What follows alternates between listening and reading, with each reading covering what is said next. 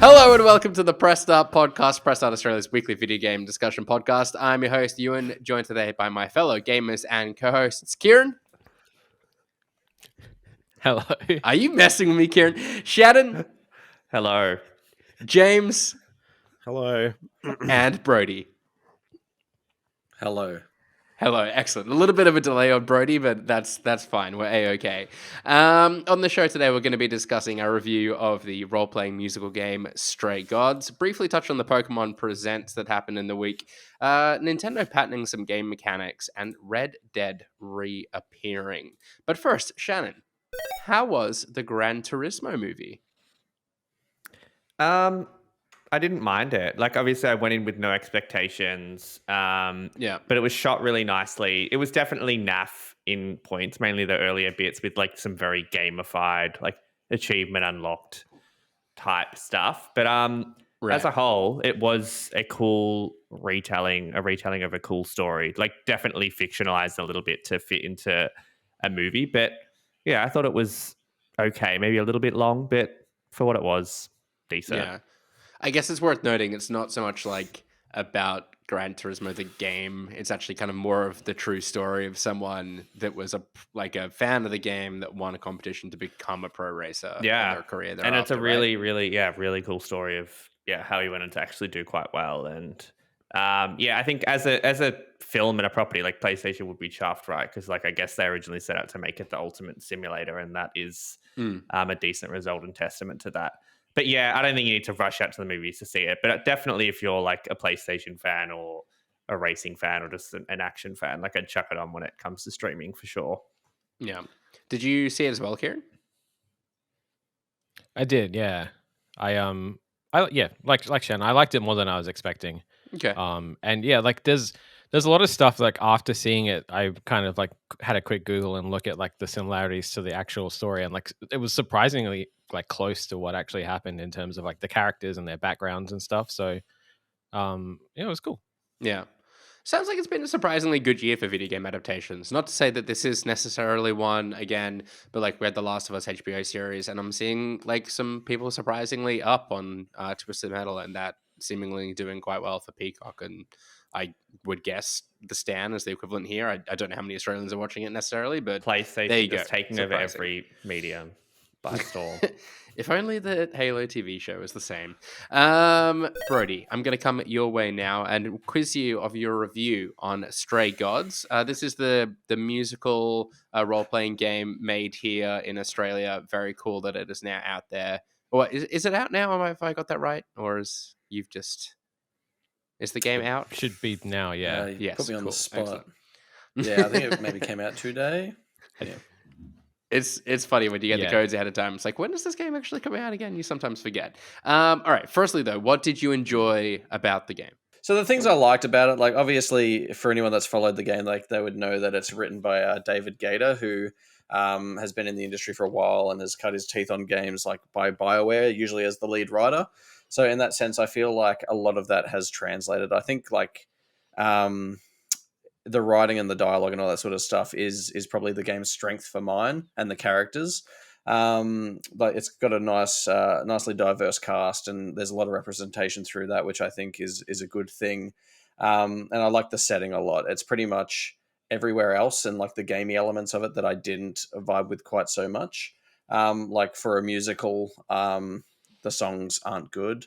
Like there's probably one song that was even remotely maybe catchy, and it's the one that they are using for all the promotion and stuff like that. There is a bit of a noticeable gap between the best singers and the worst singers. Like there is probably the worst 5 minutes of the game is the 5 minutes where Rahul Kohli gets to sing a song, and it's something that you need to see to be believed. And yeah, I guess, and just like the UI in general, it didn't really appeal to me too much. Like the game is really nice, and like it's really nicely animated, but like all the interstitial stuff between scenes where it like pumps you into this little overworld area to like drift between things, like it sort of was unnecessary. I think they could have done it a bit more elegantly, but I'm aware it is a small team, so like that may be a harsh critique. But like all in all, I think it was a brave swing. It was a bold swing to make a game so different and unique for your first game. And I think like it did achieve some good things, but I think in terms of being as a musical, like it worked, and like the fact that there's replayability in the songs depending on what tone you choose and stuff like that is cool. It's just like I don't think the songwriting itself was up to scratch, and it just didn't strike me as memorable in the end. I must admit that's a little disappointing to hear. I can't say I'm like um, the biggest like musical fan. Although I do really enjoy going to the theater and seeing it live whenever I get the chance. But I feel like for this to really appeal to me, it would have had to have not necessarily set the world on fire, but like had a really compelling story and a really kind of polished execution of it all to really grab me and demand my attention. That being said, I still get the sense that for like theater, for musical kind of diehards, for kind of fans of the cast members, there's probably still a lot to love. Kieran, I know this is a game you've been really excited for. Has Brody's opinion on it swayed you in any way, or are you just equally as excited for it still? I actually have had a chance to have a sneaky playthrough as well. So pretty much like Brody, when I've obviously been chatting about it before the review went out, I'm pretty much on the same level. Like there's a lot of really cool stuff. It's like mostly in the narrative and the characters and a lot of the art. But yeah, like for a musical, you really do want those songs to kind of stick with you after you're done. And there's like very few tracks that do. And like the whole concept of being able to like make narrative choices like Telltale style, but while a song's playing and kind of like affect how it flows and the tone of the music and stuff like on the fly is really, really cool. But it just feels like they stretch themselves a bit too thin in that regard. And don't really have like, there's all these different paths that a song can take, but none of them are like, overly compelling or memorable. But like I still enjoyed it. Like the setting is really cool. I think there's a lot, like Brady said, there's a lot that people are gonna get out of it and like in it. It's just like, it's ambitious. I feel you can feel it when you're playing it. That is, that they really did try. And it's a serious undertaking, like not only making a game with like branching narrative, but put music to it and like essentially write an album, if not more, worth of content with kind of memorable, kind of catchy songs in there that, yes, as you said, stick around for you after playing the game in the same way that your favorite musical on stage or on screen might. So yeah, it's an ambitious undertaking, but hopefully, if they're a little down on the reaction towards this first foray, it doesn't kind of sway them in pursuing it again, should it be a genre that they want to have another crack at. Very cool. Well, I'm eager to talk about the Pokemon Presents now, which we admittedly held the episode a little bit for to see what kind of news came out of this. And unfortunately, it was not an awful lot, but here we are now. Let's talk about it anyhow. Amongst updates to the Pokemon mobile games, new content for Pokemon Go, news on some animated shows, we got a trailer for Detective Pikachu, and it was revealed that Mew and Mewtwo are on their way to Pokemon Scarlet and Violet along with the first expansion in September. I think Mew is out now in the game, but Mewtwo is coming a little bit later, and there's some events kind of in game in the lead up to it. James, what was your reaction to this Pokemon Presents? Were you hoping for more, or was there a sufficient amount in here for you to care about it?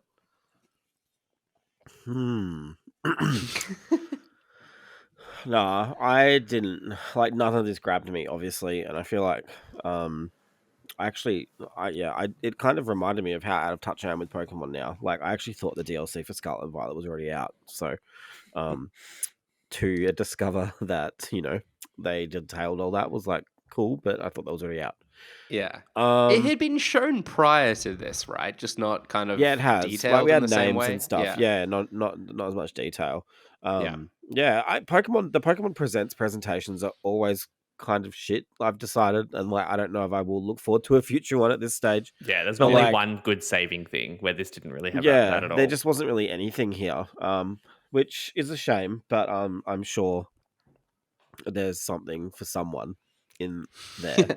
I feel like it's definitely one for like kind of Pokemon diehards. Like if you're interested in Pokemon beyond the games, like maybe I just feel like there's so much more excited buzz. than we did. about this stuff, right? When it Yeah. happens, but I haven't seen anything like at all. Like I Yeah. admittedly didn't watch it live because I was deathly ill yesterday or the day It's before, whatever it certainly was. not like gamers to overhype themselves, is it? Yeah, true. I guess I never thought there'd be like something massive here, just because like obviously the Scarlet Violet DLC is coming this year, right? Like why would they do another game on top of that? Like I feel like that was Sure. always their kind of strat. But I thought we'd get a cool spin-off of some kind, like Pokemon Ranger Yeah. or like I don't know, Pokemon Dungeon, Mystery Dungeon or something. But Mm. no, nothing. It was not to be.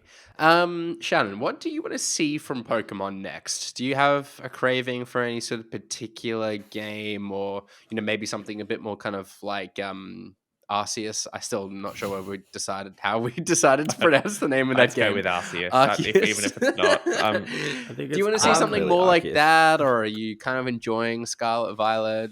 What are you after? The Yeah, last Shannon, one you're I enjoying Scarlet enjoyed. and Violet. No, I didn't play Scarlet and Violet, and I didn't play Let's Go either. The last one I enjoyed was Let's Go Pikachu and Eevee, and I think that's because it was the OG's remade. Did they do Gold and Silver remakes? No, Was that I've always felt like that would pop that was off like if they rumored did to be that. I next, would love right? that. Like I'd love that in that style of more casual Let's Go style. Which again that did really well, and obviously there is a nostalgic base there.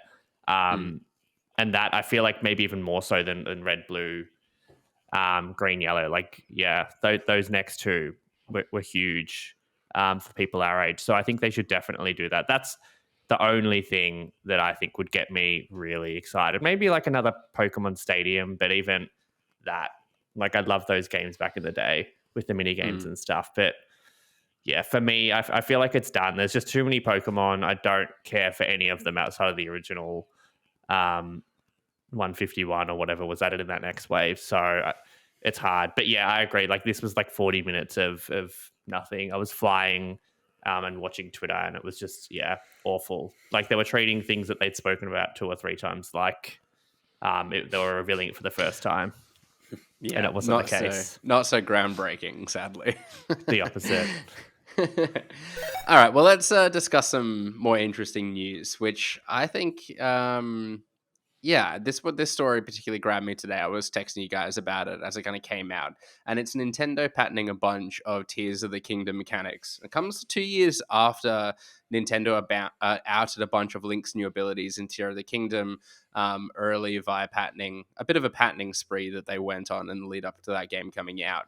But even more patent filings have materialized, including Link's movement in relation to the object he's standing on, obviously playing with a lot of the physics in the game, and the dynamic loading screen that reflects the player's change in location on the map as you fast travel. I'm sure you're all familiar with that, having played Tears of the Kingdom. Brody, to come to you first on this, what issue do you take, if any, with Nintendo registering patents, or any kind of game developer registering patents for that matter?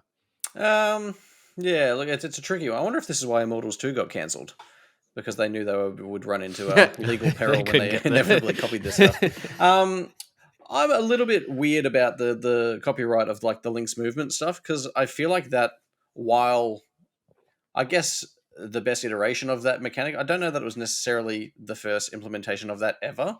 So I don't know, that feels a bit grubby to try and just say this is ours now. So I don't know. I don't like the idea of like what if, John Carmack or whoever made the first person shooter like put a blanket patent over that sort of thing. Like you would have no other shooters in the market. Like, so I don't know if you should just necessarily cut it off. Like, because what do they say? Imitation is the sincerest form of flattery. Like, if you do something great, then why not allow people to, try their hand at the same thing? The loading screen thing, weird as well. Like, such a like, who cares? Like, anyway, that's Nintendo doing weird Nintendo things as they do.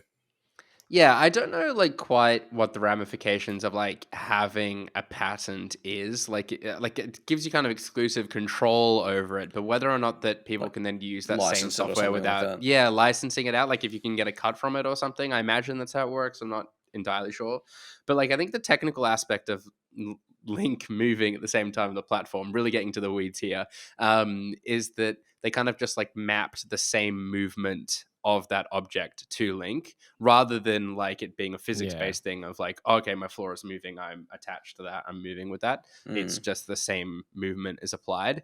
So like if that's the technical specificity that this pattern extends to, I'm sure there's like a million different ways you can kind of code it in or something. Like there has to be, because it's not the only game ever where like you've stood on an object and moved at the same time as that object. So yeah, I really just don't quite understand what the potential ramifications of this are. But Kieran, it's not the first time we've seen patents registered. The Nemesis system is the other one that I think we've spoken about on the podcast before, that Warner Brothers patented after the Shadows of Mordor games. What are the potential ramifications of these patents, and do they hamstring development at all? Yeah, well, I mean, like you said, I'm not going to pretend to know like what the actual legal ramifications or like fallout of these kind of patents is. But like, I was watching earlier today, Digital Foundry actually put out a video talking about the history and like the visuals and stuff of the Order. And like one of the things they brought up in that video was that Ready at Dawn pioneered a lot of visual technologies, like physically based rendering and stuff, in that game. And before the game was even out, they went to like SIGGRAPH, which is like one of the big like tech game dev conferences, and just like showed everyone how they did everything. And that kind of like made it so that technology kind of became widespread and is now used in like a lot of games that we play now. So like it feels like that's the kind of angle that developers should be going for if they're developing these new things, and being like, hey, here's a good way to do this. Here's like, this way we found to make this easier or better for game developers. Like I don't see why you wouldn't want to share that rather than try to protect it. So it feels weird. And it feels weird as well, like Nintendo, like I understand them being protective of that kind of stuff, but at the same time I don't see why Nintendo would be worried about people making Tears of the Kingdom clones. Like I don't think anyone's going to eat into their profits in any real fashion by like copying those mechanics. I don't think they should be that worried. And But, I just don't, yeah. I doubt even like with the systems at play, if anyone could execute it in quite the same like level of polish that they were able to achieve with Tears of the Kingdom. Like it just works so well. And it's not just like one system in isolation, but like everything coming together that they pulled off so well, which I can imagine is a difficult thing to replicate. No, it's like a difficult thing because video games kind of sit on this line between like art and like software or kind of technology and more of a product. Like you're not patenting anything as far as I know, like within music. I guess maybe patents and stuff exist around like instruments and stuff, perhaps, but like the structure of a song and that kind of thing, you can't patent that. I guess there's like other copyright and stuff caught up in it, or like painting. I don't know. I'm really thinking on the fly here. I was Painting. Like, ask Ed Sheeran if there's copyright in music. All too familiar with that. But like you can't like trademark or patent like painting techniques, or at least not to my knowledge. I don't know. James, to play devil's advocate, can you explain or like justify at all any of the rationale behind patenting technical mechanics such as these? Like, is it justifiable in any capacity? No, not really. I don't see. I can see, like, obviously you work on something really cool and unique, and you want to maybe make sure nobody else can do that. But then, like, I think of, like, this is, like, not kind of the same, not really, but I think about, like, Warcraft 3 becoming Dota and, like, Armor becoming DayZ and stuff. Like, I feel like so many big games now were built on the shoulders of other games. And I think about, like, a good example is Nintendo back in 2000 patented the Insanity system from Eternal Darkness, which is like you have like health bar, mana bar, and insanity bar, and like the more bad things happen to you, more weird shit happens to like your TV and your screen and what stuff. What have they done with it since? And then that's what I mean. Like, so cool, you can patent that. Like, fair enough, that's a cool idea. But then to just patent and then fucking sit on it and do nothing with it, and think about like where horror is now, and people probably couldn't do something like that because Nintendo, first of all, is like extremely litigious. So like you would be scared to first of all, but second of all, like it just stifles creativity to a certain extent. and by the same merit, like the Nemesis system is a really cool idea, and I've always thought it's great. But then the fact that it's only been in 2 Middle Earth games, and then maybe this Wonder Woman game that's coming out, like to me, that's like such a waste. Like I recognize that time and effort was put into making those systems and stuff, but then why can't somebody else kind of build on that to make something good? Because you can't. It's almost selfish, and I get it. They're businesses, and that's what they want. They have assets, and this is technically an asset, I guess, to them. Yeah. But it's They like kind of treat it when like an fucking IP almost. They do kinda lock something it with down it. and own Like it. I don't, Yeah. yeah, you know, like I don't know. Yeah. It's tough. But then, yeah, the Nemesis system is one of the most frustrating things because I think that has so much potential, especially with the power of next gen and stuff. But then for it to be relegated to like a Wonder Woman game, to me, I don't know. That doesn't seem like it doesn't even seem like a good fit to me. Like Middle Earth made sense with the way that the armies are structured and all that kind of stuff. Yeah. Um, And it's a system like yeah. I would love to see Nemesis in God of War. I feel like that would be such like a natural fit. You kind of have like there's so much complaints about the repeated Just like enemies any in like God of Star War, but Wars. imagine Imagine a if Star they were Wars the game. same one coming back. Like Outlaws. Imagine if Outlaws Yeah. had something like that, like with bounty hunters and all that. Even Jedi Fallen Order, like, Yeah. but they can't do anything like And that. yeah, Yeah. and people would naturally innovate on it too, and that's a better result for Warner Brothers down the line if somebody Yeah. improves it in some way. You'd think like you would want that. Totally. Shannon, we are about to segue over and tackle some interesting comments made by the Take-Two CEO. But sticking with Nintendo for a moment, and please do weigh in on all of this as well, but I'll ask you this question at the same time. He mentioned the lack of backwards compatibility on the next Switch, which would, quote, break contract with players if it was absent from the Switch 2. How essential do you think backwards compatibility is nowadays? Well, yeah. If you look at Nintendo consoles, you would think not at all, really. So, for me, like I would like it. Like, there's so many games, even from like the Wii U and like any Nintendo console, that I would like to be able to just play. But I think we touched on this in the last few episodes that like 50% of the Switch's output from Nintendo has been like Wii U games. So I think they would definitely be in two minds. Break contract, I don't know. I don't agree with that just because of what I've just said. Like Nintendo have never done backwards compatibility that I can remember, like apart from the Game Boy. Like they've never really taken it with you, even from like a digital purchase point of view. So it'd be more shocking if they did it well and executed it perfectly than not, I think. And I feel like it's also kind of rich for him to say that when he's charging. I know we're about to talk this like $70 for a game that came out 13 years ago with no improvements. So I wonder what contract he has with his audiences. Yeah, we are about to get. I do to just think that. like this is Nintendo's moment to prove themselves. Like the Switch, and I don't even think they could get away with it from the Switch, but like that was probably the last time they could get away with it. When now they have a proper online system. Digital has obviously been a big part of this of the Switch's life. So yeah, I get what he's saying. Like it wouldn't be in the best faith, but then I think Nintendo have shown time and time again, like with what we just spoke about, they don't really care too much about others.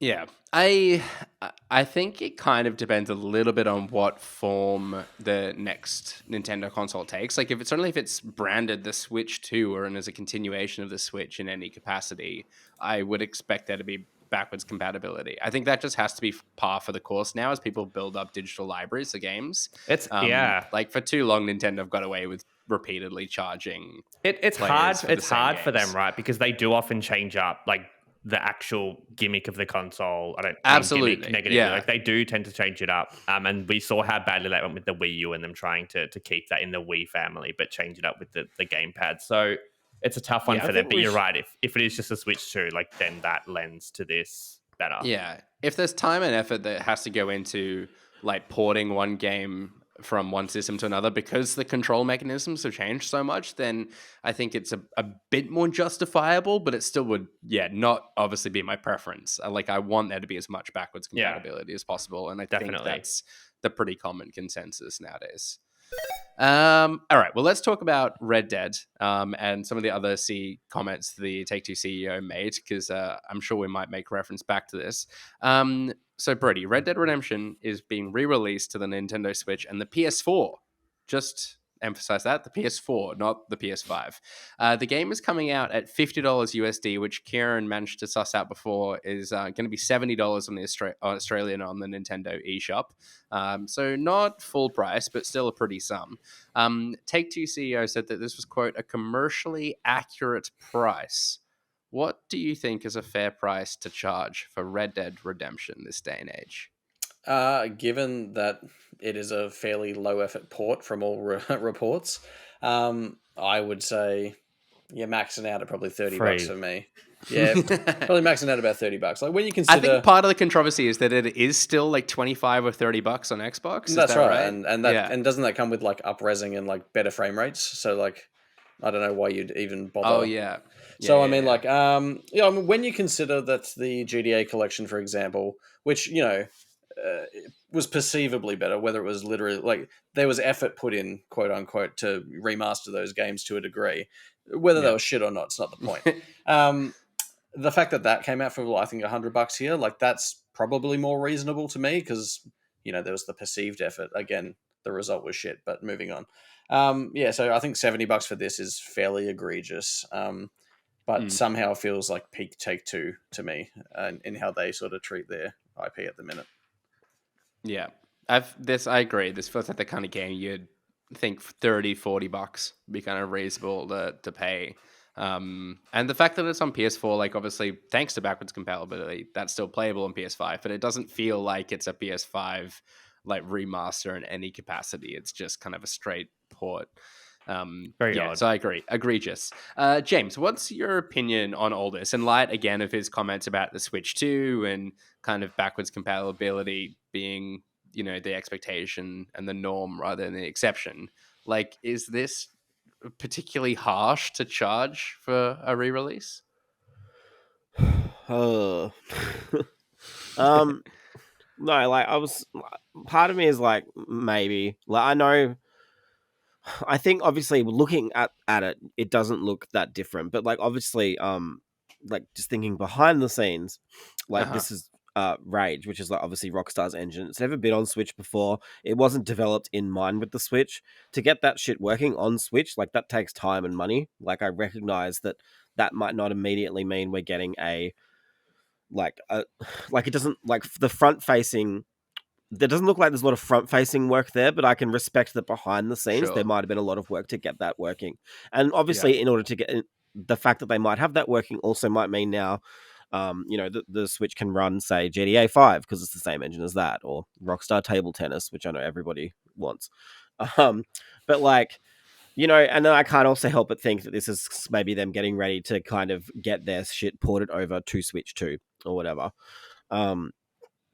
But yeah, I agree. Like, obviously, from a front-facing perspective, it doesn't look like there's a lot been done, but I do recognize there probably is a lot being done behind the scenes to get this working on Switch, especially as a console that doesn't do open worlds like Red Dead's particularly well. So yeah, like I don't know, I can see why people would be incensed by this. I think, but it's worth mentioning that a lot of people playing this are probably playing it for the first time because they are Nintendo people. So like, we're probably the minority in this instance, in that, a lot of people, I'm not saying it's right, but a lot of people are probably going to be picking this up just knowing it's a Rockstar game. I think that this will also also Nintendo be. Do it. I can see this being price pulsed around Christmas and stuff quite regularly. Like it'll still drop quite a bit for people, especially the PS4 copy. But I know what you mean, and but then I think about like all of these Wii U and Wii ports that we've had on Switch that are coming out at retail $79.95. I know that doesn't make it any better, but like that is also something that's happening. Pikmin 1 and 2 is out physically next month, and that's $69.95 as well. I mean, sure, it's 2 games, but the breadth and the scope of those 2 games versus Red Dead Redemption and its expansion obviously are dramatically different. I can see both sides of this for sure, and I think like obviously with how much remastering and remaking is happening and how so many of them come out now at full price with enhancements, to have something like this with no enhancements definitely feels a bit naff. But like, I do think maybe there was a bit of work to to get this going.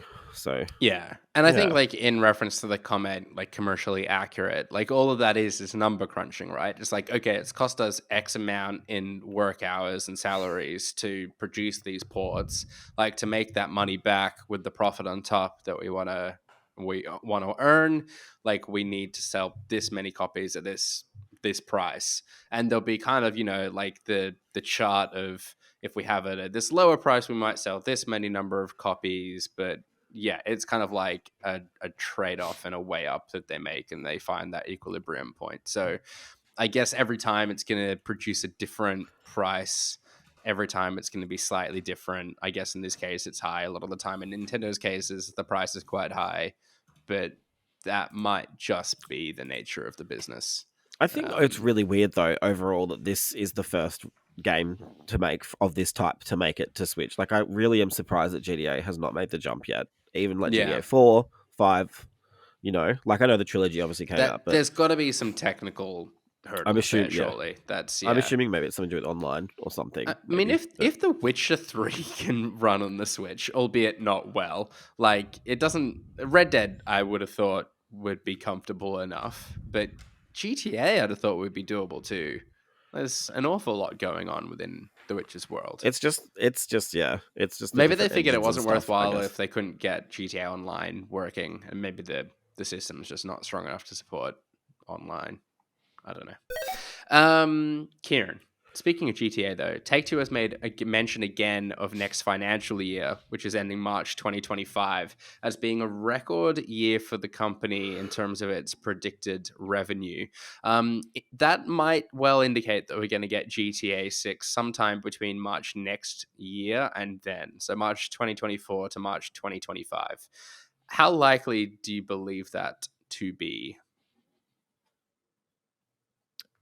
I feel like that's like I definitely would believe that. Like I think I don't know if they mentioned it in this report, but last time that they said this exact thing, I think they were predicting an extra $3 billion for that year versus like the previous years. So that's like that's a lot of money. That's like a GTA 6 release for sure. And now that they've said it again, like yeah, I definitely wouldn't be surprised. Yeah. And I guess them like re-emphasizing that point might make it mean they're more confident that they're gonna land in that window.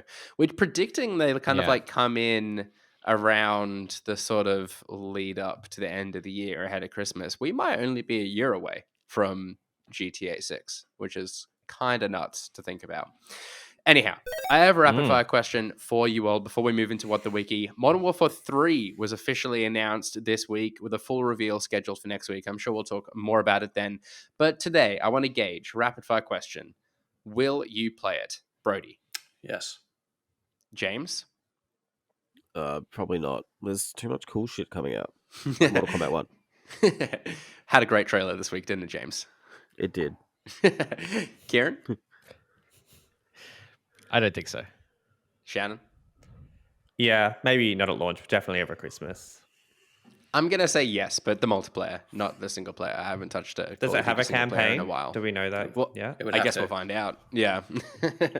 All right. What the Wiki is the Press Start podcast game show where the previous week's winner is part of a Wikipedia page for an unknown game, and we, the contestants, must guess the game. A point is awarded for each correct guess, and the round ends after a person takes home 2 points.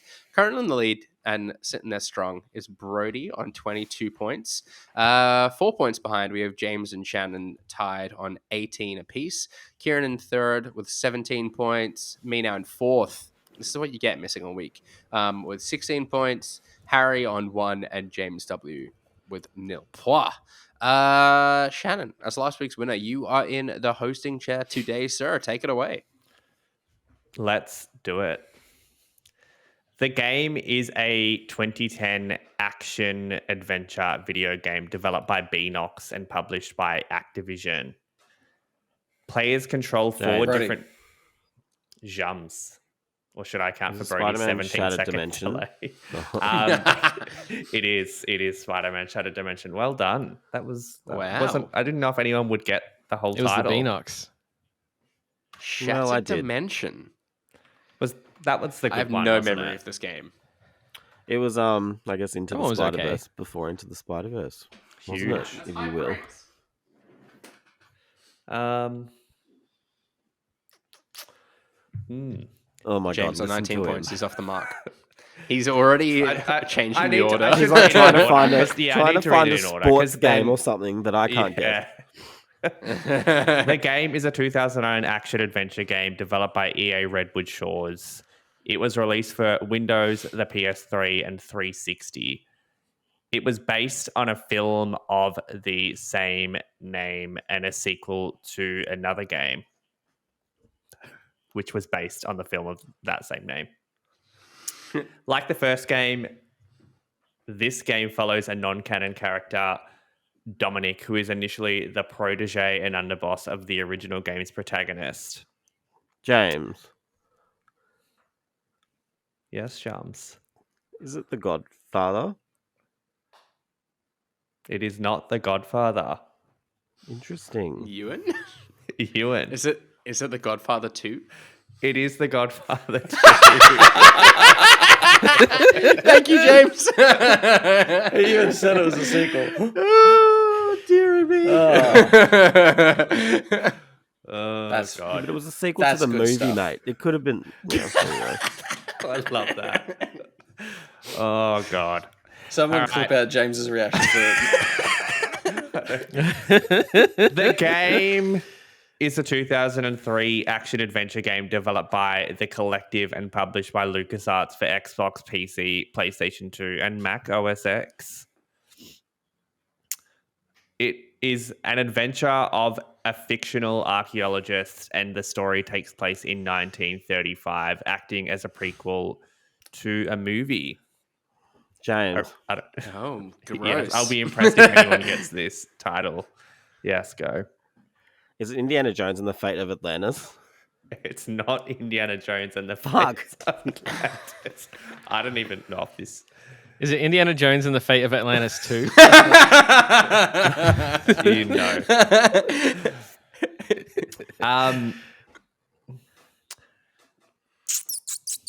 I assume we're in the right. Yeah, I don't even know. If Do it's you have a movie. nothing more to read? I do. There's no other clue you can give? James, The- can I go again? You can go again. Was it Indiana Jones and Curse of the Tomb? No, but close. The two mentioned in the title us is one that word. of China's first Brody. emperor. Oh. Yes, Brody. Is it Indiana Jones and the Pharaoh's Tomb? No. James, can I go? Ewan. I'm queuing up. Hang on. Had you finished the paragraph? Oh, there's no. Yeah. The two mentioned the titles that of China's first emperor, Qin Shi Huang. Yeah, I think James, James has are we- got a am I in or a not? guess. You are in. Is it Indiana Jones and the Emperor's Tomb? It is. It is an emperor's tomb. You deserve that. I feel after dominating did. everything.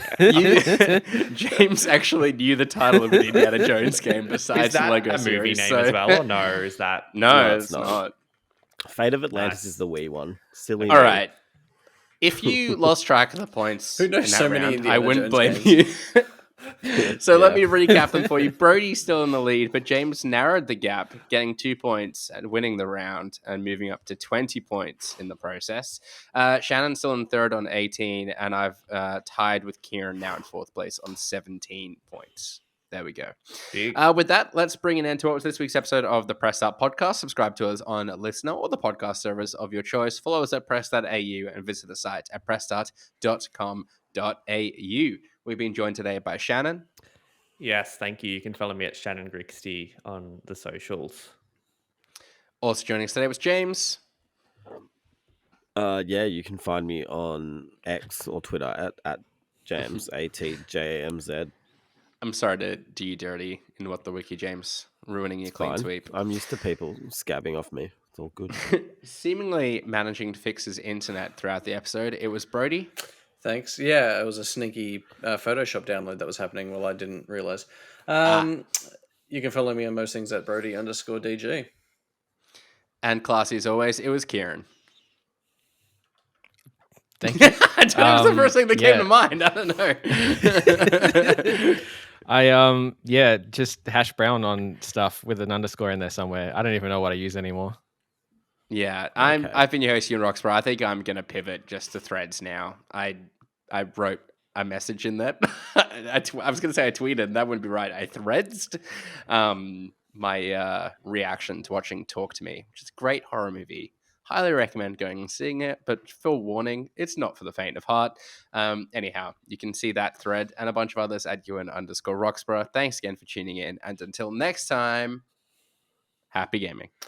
Bye. Bye. Bye. Bye.